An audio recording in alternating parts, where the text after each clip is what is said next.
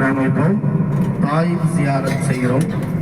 தாயிப் ஜியாரத்துடைய நோக்கம் கண்மணி ரசூலுல்லாஹி ஸல்லல்லாஹு அலைஹி வஸல்லமுடைய ஹதீஸ், நானும் எந்த ஒரு நல்ல அமலை செய்வதாக இருந்தாலும் அந்த அமலுடைய நியத் ரொம்ப முக்கியம். கண்மணி ரசூலுல்லாஹி ஸல்லல்லாஹு அலைஹி வஸல்லம் அவர்கள் சொல்வார்கள், இன்னமல் அஅமாலு பின்னியாத். நீங்கள் செய்கிற எந்த நல்ல அமல்களாக இருந்தாலும் உங்களுடைய நியத்தை கொண்டுதான் அந்த அமல் அமைகிறது என்று சொல்வார். நீங்க எந்த நியத்துக்காக வேண்டி, அது பிரயாணமாக இருக்கட்டும், தொழுகையாக இருக்கட்டும், ஹஜ்ஜாக இருக்கட்டும், நோன்பாக இருக்கட்டும், உம்ராவாக இருக்கட்டும், எந்த அமலாக இருக்கட்டும், நீங்கள் என்ன நியத்தோடு செய்கிறீர்களோ அந்த நியத்தின் மூலமாகத்தான் அந்த அமல் உங்களிடத்திலே பரிபூர்ணத்துவம் அடையும். உலக ஆதாயத்திற்காக அல்லது நல்ல பெயர் கிடைக்க வேண்டும் என்பதற்காக, நம்மை ஒரு பெரிய இபாதத் செய்யக்கூடியவர் என்று சொல்ல வேண்டும் என்பதற்காக இப்படிப்பட்ட நியத்துகளில் செய்தால் அது மட்டும்தான் கிடைக்கும், நன்மை கிடைக்காது. முழுக்க முழுக்க நன்மைக்காகவும் அல்லாஹ்வுடைய பொருத்தத்தை நாடியும் அல்லாஹ்விற்காக மட்டுமே என்ற இஹ்லாஸோட நியத்தோடு செய்தால் அந்த நியத்தின் மூலமாக நமக்கு சவாபுகள், நன்மைகள் வந்தடையும். எனவேதான் நியத்தை பெருமானார் ஸல்லல்லாஹு அலைஹி வஸல்லம் மையப்படுத்தி சொன்னார்கள். புகாரியுடைய முதல் ஹதீஸ் நான் உங்களிடத்திலே சொன்னேன். எனவே இந்த தாயிப் பயணத்தினுடைய நோக்கம், இதனுடைய நியத் என்னவென்று சொன்னால், இது ஒரு சுற்றுலா பயணமாகவோ ஒரு நம்ம ஊர்களில் செல்வதை போன்று ஊட்டி கொடைக்கானல் போகக்கூடிய பிக்னிக் பயணமாகவோ இது கிடையாது. முழுக்க முழுக்க நாம் இந்த பயணம் மேற்கொள்வதனுடைய நோக்கம் கண்மணி முஹம்மது ரசூலுல்லாஹி ஸல்லல்லாஹு அலைஹி வஸல்லம் அவர்கள் இந்த மார்க்கத்திற்காக வேண்டி, இறைப்பணி செய்வதற்காக வேண்டி செல்லுகிற பொழுது அவர்களுக்கு எத்தனையோ பல இன்னல்களை, துயரங்களை இந்த தாயிப் நகர மக்கள் கொடுத்தார்கள். நீங்கள் எல்லாம் நாகூர் இஎம் ஹனீஃபா பாடலின் மூலமாக கேட்டிருப்பீர்கள். தாயிப் நகரத்து வீதியிலே எங்கள் நடக்கையிலே, கேட்டிருக்கீங்களா? இந்த பாடலை கேட்காத நபர்கள் இருக்க முடியாது இல்லையா? அப்ப அந்த இஎம் ஹனீஃபா என்ன படிக்கிறாரு? தாயிப் நகரத்து வீதியிலே எங்கள் ஆகார சூழ் நபி நடக்கையிலே பாவிகள் செய்த கொடுமையினை எண்ணி பார்த்தால் நெஞ்சம் கலங்குதம்மா படிப்பார். என்ன காரணம்? தாயிப் நகரத்தில் ரசூலுல்லாஹி ஸல்லல்லாஹு அலைஹி வஸல்லம் இந்த மார்க்கப்பணி செய்ய வேண்டும், இந்த இஸ்லாத்தை அந்த மக்களுக்கு எடுத்து சொல்ல வேண்டும் என்று செல்லுகிற பொழுது அந்த மக்கள் சின்னம் சிறு பிள்ளைகளுடைய கைகளில் கற்களை எல்லாம் கொடுத்து பைத்தியக்காரன், சூனியக்காரன் செல்லுகிறான் என்று சொல்லி பெருமானார் ஸல்லல்லாஹு அலைஹி வஸல்லமை அடிக்க சொல்லி கலங்கப்படுத்திய செய்தி நாம் எல்லோருக்கும் தெரிந்த செய்திதான். எனவே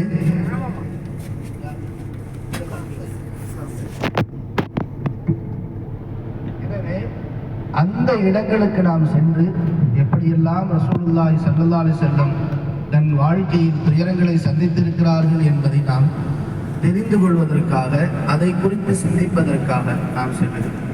இந்த பயணத்தினுடைய அந்த ஷெட்யூல்டு ஏற்பாடை நான் உங்களுக்கு சொல்லுகிறேன்.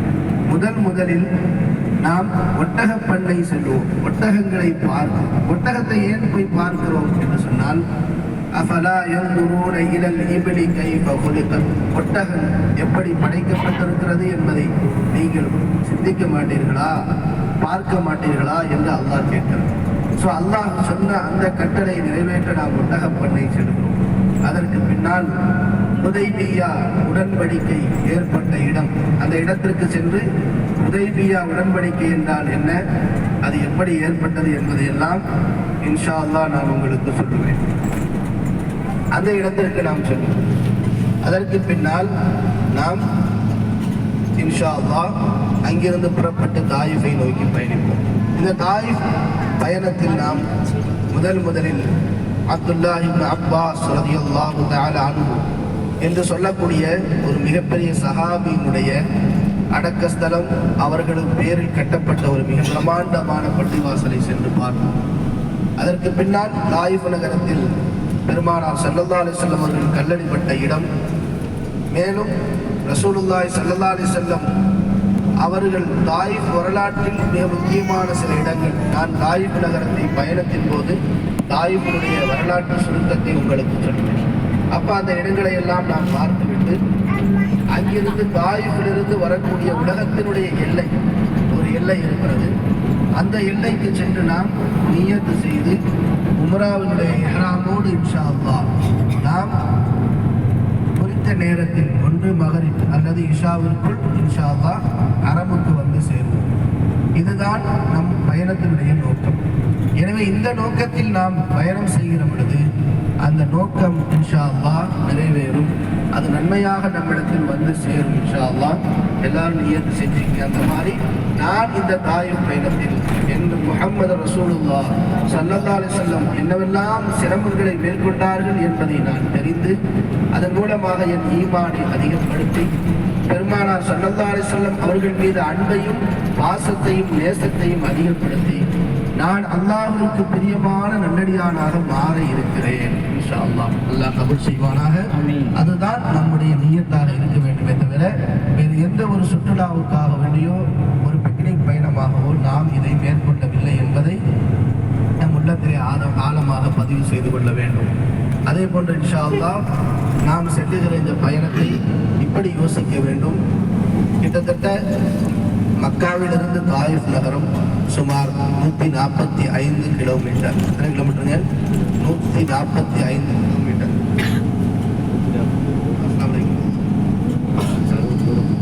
அதுதான் நான் உங்களுக்கு நம்பருக்கு வாங்கினேன்.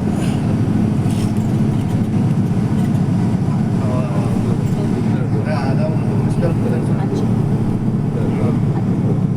அபுபக்கர்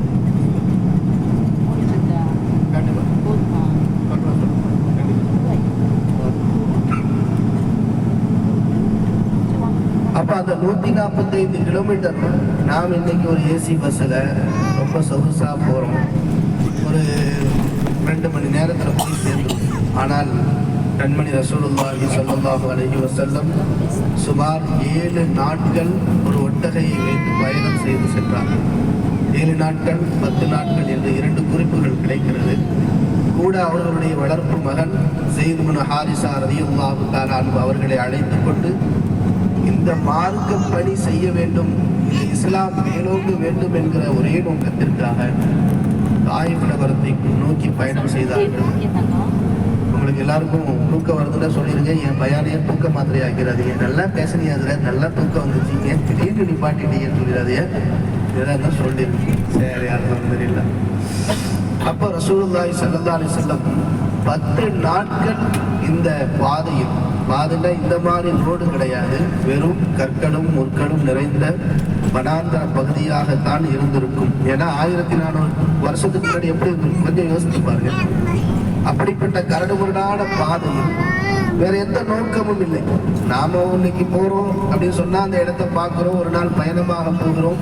நாம் ஒரு நல்ல நியத்துல நம்ம போனாலும் கூட ஒரு கஷ்டமில்லாத பயணமாக நாம் செல்லுகிறோம். ஆனால் ரசூலுல்லாஹி ஸல்லல்லாஹு அலைஹி வஸல்லம் ஒரே நோக்கம், இந்த மார்க்கம் தழைக்க வேண்டும், இந்த மார்க்கம் உலகம் முழுக்க வியாபிக்க வேண்டும், நிறைய இஸ்லாம் பரவ வேண்டும் என்கிற அந்த தஅவா என்கிற உயர்ந்த பணிக்காகத்தான் ரசூலுல்லாஹி ஸல்லல்லாஹு அலைஹி வஸல்லம் இவ்வளவு தூரம் 10 நாட்கள், நீங்கள் எல்லாம் சுமார் ஒரு 7 நாட்களாக மக்கமா நகரில் இருக்கு. இந்த வெயில்ல போய் ஒரு 2 நிமிஷம் நின்று பாருங்க, நம்மளால நிற்க முடியாது.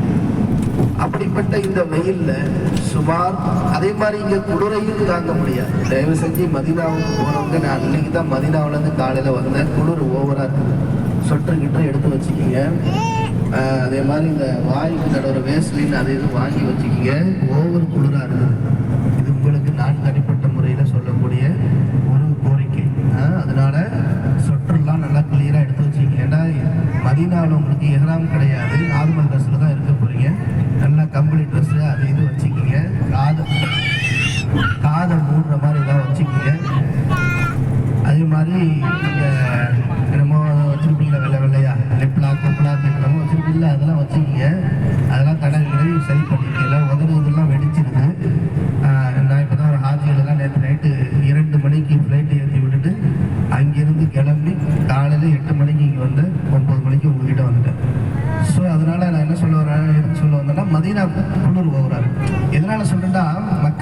மதீனாவிலும் குளிராக இருந்தாலும் கடினமாக இருக்கும், வெயிலாக இருந்தாலும் கடினமாக இருக்கும், மழை பெய்வது ரொம்ப அரிதாக இருக்கும். அதுதான் சவுதி அரேபியாவினுடைய தீபகற்பத்தினுடைய சூழ்நிலை. ஸோ அப்படிப்பட்ட அந்த கடுமையான வெயில் அல்லது கடுமையான குளிர் ரசூலுல்லாஹி ஸல்லல்லாஹு அலைஹி வஸல்லம் கடந்தே ஒட்டகம் எவ்வளோ தூரம் பயணிச்சிருக்கும், மிதி போனால் ஒரு 5 கிலோமீட்டர் நடக்கும், அப்புறம் கொஞ்சம் ரெஸ்ட் எடுக்கும், அப்புறம் நடக்கும். ஒரே நிலையில் 5 கிலோமீட்டர் ஒட்டகம் நடக்கும். மனிதன் 4 கிலோமீட்டர் நடக்கிற அளவுக்கு தான் சக்தி பெற்றிருக்கிறான். அதனால தான் தவாப் செஞ்ச உடனே நம்ம அப்படி ஒரு மாதிரி ஆயிரும், சைடில் அப்படி உட்கார்ந்து இல்லையா. மனிதர்கள் 4 கிலோமீட்டர் தான் நடக்க முடியும். தவாப் என்பது கிட்டத்தட்ட 3.25 கிலோமீட்டர் கிட்ட வரும். ஐயோ 3.25 கிலோமீட்டரா நம்ம நடந்திருக்கோம், நமக்கே தெரியலையே அப்படின்னு சொல்லிட்டு நீங்க யோசிக்க வேண்டாம். அது தவாப் செய்யும் போது ஒரு எனர்ஜி அல்லாஹ் கொடுப்பான். அது வந்து அல்லாஹ்வா நமக்கு கொடுக்குற உணர்வு பூர்வமா நமக்கு தெரியும். தவாப் செய்யும் போதும் சஃபா மர்வா சயி செய்யும் போதும் நடக்கவே முடியாதுன்னு சொன்னவங்க கூட நடப்பாங்க. அந்த அளவுக்கு அல்லாஹ் அந்த ஒரு உணர்வையும் ஒரு ஈமானிய பலத்தையும் உடலில் ஒரு எனர்ஜியும் எல்லாம் கொடுப்பான். நீங்களாம் உணர்ந்துருப்பீங்கன்னு நினைக்கிறேன். அநேகமா நான் முதல் உங்களை நான் தான் கூப்பிட்டு போனேன், தெரியுமா உங்களை பற்றி. அதனால் எல்லாருமே அந்த மாதிரி இருந்தீங்க. அல்ஹம்துலில்லாஹ் கடைசி வரைக்கும் அல்லாஹ் அந்த உணர்வையும் அந்த ஈமானையும் அந்த உடல் வலிமையையும் அந்த எனர்ஜிட்டையும் அல்லாஹ் கொடுக்கணும். இன்னும் அதிகமாக உம்ரா செய்யக்கூடிய தவாப் செய்யக்கூடிய பாக்கியங்களை அல்லாஹ் உங்களுக்கெல்லாம் நல்குவானாக நான் துஆ செய்து கொள்கிறேன். அப்ப அப்படிப்பட்ட கடினமான வெயில்ல உஷ்ணத்துல ரசூலுல்லாஹி ஸல்லல்லாஹு அலைஹி வஸல்லம் எப்படி நடந்திருப்பாங்க இந்த மாதிரி கொஞ்சம் யோசிச்சு பாருங்க. யோசிக்கவே முடியல, நம்மளால சிந்திக்கவே முடியல. வார்த்தைகள்லாம் நம்ம சொல்லியிருப்போம். நபி எவ்வளவு கஷ்டப்பட்டு போயிருப்பாங்க. கூட ஒரே ஒரு சஹாபியை அழைத்துக் கொண்டு புதுசா ஒரு ஊர்ல நாமெல்லாம் நினைச்சா தனியா மக்கமா நகருக்கு மதினமா நகருக்கு டிக்கெட் விசா போட்டு தனியா வந்துட முடியும். ஆனாலும் கூட வேற ஒரு நாடு, வேற ஒரு பாஷை, வேற ஒரு சூழ்நிலை, நாம தனியா போனா எங்கேயா மாட்டிடுவோமோ அப்படின்னு தான் ஒரு குரூப்ல வர்றோம். ஒரு பாதுகாப்பாக வந்துட்டு போயிடலாம் அப்படின்னு. ஸோ அப்படிப்பட்ட சூழ்நிலையில ரசூலுல்லாஹி ஸல்லல்லாஹு அலைஹி வஸல்லம் எந்த பயமும் இல்லாம எதையும் பத்தி யோசிக்காம இந்த மார்க்கம் தழைக்க வேண்டும், ஈமான் முன்னேற வேண்டும், உலகம் முழுக்க அல்லாஹ்வுடைய சங்கநாதம் ஒழிக்கப்பெற வேண்டும் என்பதற்காக ஒரே நோக்கத்தில் ரசூலுல்லாஹி ஸல்லல்லாஹு அலைஹி வஸல்லம் பயணித்து சென்றார்கள் என்றால் எந்த அளவுக்கு சிரமப்பட்டிருப்பார்கள் என்பதை எல்லாம் நாம் சிந்தித்துக் கொண்டே வர வேண்டும். அதற்குத்தான் இந்த பயணம். இல்லாட்டி உங்களை ஹராம்லயே தொழு வச்சு 1 லட்சம் நன்மை சம்பாதிக்க வைக்கிறது தான் நோக்கம். அதையும் தாண்டி ஒரு நாளைக்கு நம்ம இங்கே கூட்டு போறோம்னு சொன்னா அதுக்கு என்ன நோக்கம்? ரசூலுல்லாஹி ஸல்லல்லாஹு அலைஹி வஸல்லம் எவ்வளவுலாம் சிரமப்பட்டிருக்கிறாங்க நமக்காண்டி. அல்லாஹ் பாதுகாக்கணும். நாமெல்லாம் ஒரு முஸ்லீம் வீட்டில் பிறந்ததுனால இன்னைக்கு முஸ்லீம்களாக இருக்கிறோம். நவுதுபில்லாஹ் ஒரு முருகன் வீட்லேயே, ஒரு கணேசன் வீட்லேயே, ஒரு சுரேஷ் வீட்லேயே நம்ம பிறந்திருந்தா நம்ம நிலைமை என்ன ஆகும் யோசிச்சு பாருங்க இல்லையா? அப்படிலாம் பிறந்ததுனால தான் நிறைய பேருக்கு ஈமான் இல்லாமல் போயிடுச்சு. நமக்கு என்ன ஈமான் நாம கஷ்டப்பட்டு உயிரை கொடுத்து சுமையா ரலியல்லாஹு தஆலா அன்ஹா இந்த இஸ்லாத்திற்காக வேண்டி முதல் உயிர் தியாகம் செய்த பெண்மணி. அப்படி நம்ம குடும்பத்தில் யாராச்சும் இஸ்லாத்துக்காக உயிர் தியாகம் பண்ணியிருக்காங்களா? இல்லை, ஒன்றுமே இல்லை. இந்த மார்க்கத்திற்காக வேண்டி முதல் உயிர் தியாகம் செய்தவர்கள் ஹம்ஸா ரலியல்லாஹு தஆலா அன்ஹு அவர்களை முதுகிலே குத்தி கொன்றார்கள். அந்த மாதிரி எல்லாம் நாம என்ன உயிர் தியாகம் பண்ணோமா? இல்லை ஏதாவது கஷ்டப்பட்டோமா? இல்லை நடந்தோமா? இல்லை உயர்வு செஞ்சோமா? ரத்தம் ஒண்ணுமே இல்லை. ஈமான் நமக்கு கிடைத்தது இல்லையா? என்ன காரணம்? முஸ்லீம் வீட்டில் நாம பிறந்துட்டோம். நம்ம அவங்க அத்தா முஸ்லீமாக இருந்ததால் நாம முஸ்லீம்களாக இருக்கிறோம். இல்லை நாம ஒரு காஃபிருடைய நாட்டில் தான் நாம பிறந்தோம். காஃபிருடைய வீட்டில் பிறந்திருந்தால் என்ன ஆகியிருக்கும் நிலைமை யோசித்து பாருங்கள். ஈமான் எவ்வளவு பெரிய உயர்ந்தது என்பதை நாம் உணர வேண்டும். சர்வசாதாரணமாக கிடைத்துவிட்ட இந்த ஈமான் மிகப்பெரிய கஷ்டத்திற்கும் சிரமத்திற்கும் பின்னால் நம்மிடத்தில் வந்தது என்பதை இது போன்ற பயணங்கள் நமக்கு உணர்த்த வேண்டும். இவ்வளவு கஷ்டப்பட்டிருக்காங்க ரசூலுல்லாஹ், அவ்வளோ கஷ்டப்பட்டு சிரமப்பட்டு இந்த மார்க்கத்தை நம்மிடத்தில் கொண்டு வந்து கொடுத்திருக்கிறார்கள் என்பதை எந்த காலத்திலும் நாம் மறந்துவிடக் கூடாது. இதை நாம கொண்டு போய் மற்ற மக்களிடத்தில் சொல்ல வேண்டும். நாங்கள் மக்காவில் இருந்தோம், மக்காவிலிருந்து தாயிஃபுக்கு நகரத்துக்கு போனோம், அது எவ்வளவு தூரம் இருக்குது, எப்படி இருந்திருக்கும். நபி ஸல்லல்லாஹு அலைஹி வஸல்லம் அவ்வளோ சிரமப்பட்டு இந்த தீனுடைய இஸ்லாத்தை ஈமானை நம்மிடத்திலே கொண்டு வந்து ரசூல் கொடுத்திருக்கிறார்கள் என்பதையெல்லாம் நம்மை போன்ற மற்ற இஸ்லாமியர்களுக்கு நாம் புரிய வைக்க வேண்டும். ஏன்னா இன்னைக்கு ஈமான்டா என்னன்னு தெரியாமல் மக்கள் வாழ்ந்து கொண்டிருக்கிறார்கள். ஒரு காதலில் பயப்படுகிறார்கள், ஏதாவது ஒன்றுக்காக, பணத்திற்காக, மோகத்திற்காக இஸ்லாத்தை தூக்கி போட்டு போயிடறாங்க இல்லையா? இன்னைக்கு இன்னைக்கு நம்ம பார்க்குறோம் எத்தனையோ பல பத்திரிகைகள்ல சுரேஷ் சுமையா, கணேசன், இந்த பக்கம் பார்த்தா பாத்திமா, ஆயிஷா, அல்லாஹ் அக்பர், அல்லாஹ், நெஞ்சமெல்லாம் பதவதைத்து போகிறது இல்லையா? நம்ம ஈமானிய பெண்கள் இப்படி போகிறார்களே, ரொம்ப கஷ்டமா இருக்கு. நிறைய அதர் கல்ச்சர்ல அப்படியே அந்த பாண்டிங்களை கண்டினியூ பண்ணி வாழ்ந்துட்டுலாம் இருக்கிறாங்க. நிறைய பேர் காஃபிராகவே புருஷன் இருக்கிறார், மனைவி இந்துவாகவே இருக்கிறார். அந்த குழந்தையுடைய நிலை என்ன ஆகும்? அது ஹராமான குழந்தையாக ஆகிவிடும். அல்லாஹ் அந்த குழந்தையுடைய வாழ்க்கையே வாழ்வாதாரமே பாதிச்சு போகுது. சில இடங்களில் பெண்கள் காஃபிராகவே இருக்கிறார்கள், ஆண்கள் முஸ்லிம்களாக கிறிஸ்தவர்களாக இருக்கிறார்கள். இப்படியெல்லாம் நம்முடைய ஊருடைய சூழ்நிலைகள் மிக மோசமாக மாறிக்கொண்டிருக்கிறது. வெளியிலே படிப்பதற்காக வேண்டி செல்லக்கூடிய இடங்கள், வெளியிலே பயணிக்கக்கூடிய இடங்களில் நம்ம பிள்ளைகள் போயிட்டு வீடு திரும்புறதுக்குள்ள நமக்கு நெஞ்சமெல்லாம் பதப்பதைத்து துடிதுடித்து போகிறது. எல்லாம் பாதுகாக்கணும். ரொம்ப பெரிய பாதுகாப்பு வளையத்திற்குள் நம்முடைய பிள்ளைகளை நாம் நடத்த வேண்டியது இருக்கிறது. எதுக்கு சொல்ல வரண்டா, ஈமான் அவ்வளோ பெரிய வேல்யூபிளானது, ஆனால் நமக்கு அதனுடைய வேல்யூ தெரியல, அதனுடைய மதிப்பு தெரியல. குரங்கு கையில் கிடைத்த பூமாலை போன்று நம்முடைய ஈமான் மாறிவிடும். அதனால தான் இவ்வளோ பெரிய கஷ்டங்களும் சிரமங்களும். அல்லாஹ் பாதுகாக்க வேண்டும். ஈமான் நமக்கு கிடைத்த மிகப்பெரிய பொக்கிஷம் என்பதை நாம் உணர வேண்டும், விளங்க வேண்டும். அல்லாஹ் தஆலா நமக்கு அந்த உணரக்கூடிய விளங்கக்கூடிய அந்த பாக்கியத்தை எல்லாம் நமக்கெல்லாம் வழங்குவானால இறுதி வரை ஈமானோடு வாழ்ந்து மரணிக்கும் பொழுதும் அஷ்ஹது அல்லா இலாஹ இல்லல்லாஹ் அன்ன முஹம்மதுர் ரசூலுல்லாஹ் என்ற திருக்கலிமாவோடு மரணிக்கிற நல்ல நசீபை நமக்கெல்லாம் அல்லாஹ் வழங்குவானாக. நம்முடைய எல்லா தொழுகைகளிலேயும் இந்த துஆவை கேட்க வேண்டும். யா அல்லாஹ், எங்களை மூமின்களாக பிறக்க வைத்தார், மூமின்களாகவே எங்களை மரணிக்கவும் வைத்து விடு ரஹ்மானே என்ற துஆவை நம்முடைய வாழ்க்கையில் எல்லா நேரங்களிலும் தருணங்களிலும் நாம் ரசூலுல்லாஹி ஸல்லல்லாஹு அலைஹி வஸல்லம் செய்த தியாகங்களை நினைவு கூர்ந்து அல்லாஹ்விடத்தில் இந்த துஆவை கேட்டுக்கொண்டே இருக்க வேண்டும். ஏன் சொல்லுகிறேன் என்றால், ஒரு ஹதீஸ் இப்படி கிடைக்கிறது. ரசூலுல்லாஹி ஸல்லல்லாஹு அலைஹி வஸல்லம் அவர்கள் சொல்லுகிறார்கள், ஒரு காலம் இப்படி உங்களுக்கு வரும். எப்படிப்பட்ட காலம் தெரியுமா? அஸ்பஹ முஃமினன் அம்ஸா காஃபிரா, அஸ்பஹ காஃபிரன் அம்ஸா முஃமினா. அல்லாஹ் அக்பர், அல்லாஹ் அக்பர். எப்படிப்பட்ட வார்த்தை ரசூலுல்லாஹி ஸல்லல்லாஹு அலைஹி வஸல்லம் பயன்படுத்துகிறார்கள் என்றால், உங்களுக்கு எப்படி ஒரு காலம் வரும், காலையில் முஃமினாக இருப்பார், மாலையில் காஃபிராகி விடுவார். மாலையில் காஃபிராக இருப்பார், காலையில் முஃமினாகி விடுவார். இப்படி ஈமான் பந்தாடப்படுகிற ஒரு காலம் வரும். அப்படி வந்தால் நீங்கள் மறுமையை எதிர்பார்த்துக் கொள்ளுங்கள் என்று சொன்னார்கள் கண்மணியா முஹம்மது ரசூலுல்லாஹி ஸல்லல்லாஹு தஆலா அலைஹி வஸல்லம். அப்படி என்றால் ஈமான் எவ்வளவு ரொம்ப சொற்பமாக, ஒரு துச்சமாக கருதக்கூடிய ஒரு காலமெல்லாம் நமக்கு இப்ப நெருங்கி வந்து கொண்டிருக்கிறது.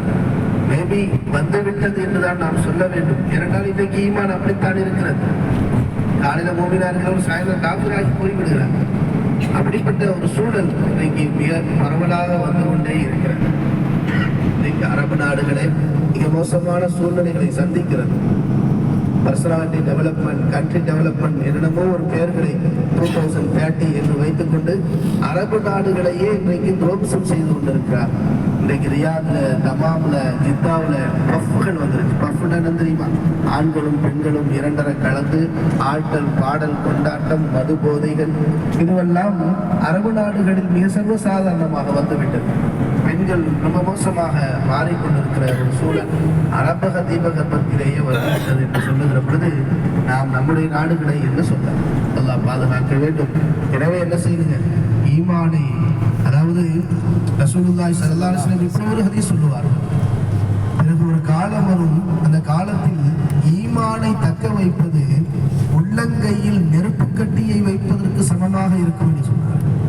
ஒரு உள்ளங்கையில ஒரு நெருப்பு கங்க வச்சுக்கிறது எவ்வளவு கஷ்டமோ, அதே மாதிரி ஈமானை பாதுகாப்பது மிக கஷ்டமாக ஆகக்கூடிய ஒரு காலமும் வரும் என்று சொன்னார். இன்னைக்கு ஈமான் அப்படித்தான் இருக்கிறது. நம்ம சூழல் ஒரு நம்ம ஈமானை பாதுகாத்து கொண்டு வந்து வீட்டுக்குள்ள சேர்க்கறதுக்குள்ளாடி போதும் போதும் என்று ஆகிவிடுகிறது. செல்லுகிற பாதைகள் எல்லாம் ஈமானுக்கு மாற்றமான செயல்பாடுகள் நடைபெற்றுக் கொண்டிருக்கிறது. எனவே நீங்கள் எல்லாம் ரொம்ப கவனமாக இருக்க வேண்டும். அல்லாஹ் எத்தனையோ பல மக்களுக்கு மத்தியில் உங்களை தேர்ந்தெடுத்திருக்கிறான், உங்களை தன்னுடைய விருந்தாளிகளாக அழைத்திருக்கிறான். நான் ஆரம்பத்தில் உங்களுக்கு ஒரு ஹதீஸ் சொல்லியிருப்பேன், அல்-ஹுஜ்ஜாஜ் வல் முஅ்தமரீன தியாஃபுல்லாஹ், ஹஜ் செய்பவர்களும் உம்ரா விருந்தாளிகள் என்று அல்லாஹ் சொல்லுகிறார். எனவே அல்லாஹ்வுடைய விருந்தாளிகளாக நம்மை இங்கே அழைத்து வந்திருக்கிறார் என்று சொன்னால் நம்மை கொண்டு அல்லாஹ் ஏதோ ஒரு நன்மையை நாடி இருக்கிறார். எத்தனையோ பல பேர்கள் தவமிருந்து கிடைக்கப்பெறாத இந்த அரும்பெரும் பாக்கியம் நமக்கு கிடைத்திருக்கிறது.